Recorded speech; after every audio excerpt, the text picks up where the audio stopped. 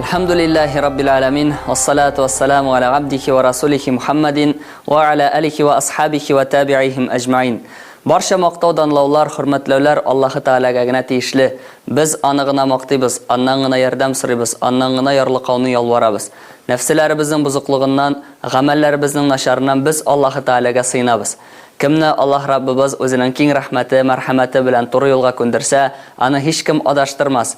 Kimni Rabbimiz o'zining adilligi bilan adashtirsa, ani hech kim to'g'ri yo'lga ko'ndirmas. Shahidlik beram, shinliqda Alloh taoladan boshqa hech bir ibodat qilinirga loyiqli zot yo'q.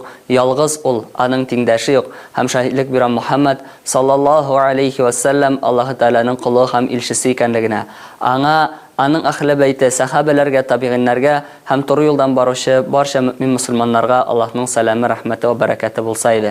Assalomu alaykum va rahmatullohi va barakatuh. Qibla topshiruvini boshlaymiz.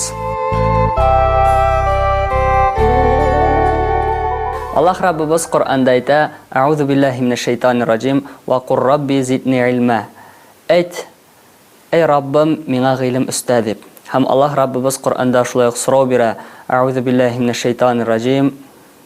Hal yastawi alladhina ya'lamuna wal ladhina la ya'lamun." Tegiz bo'lurlarmi biluvchi bandalar ham bilmovchi bandalar deb.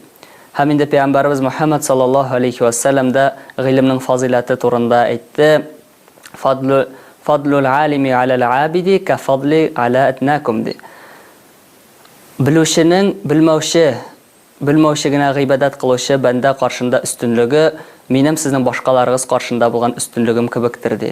Ham payg'ambarimiz sallallohu alayhi va sallam aytib qoldirdi: kimda kim ilm istab, ilm talab etib yo'lga chiqsa, Alloh taolo anga shu ilmga umtulu sababli jannat yo'lini yengillaytirdi.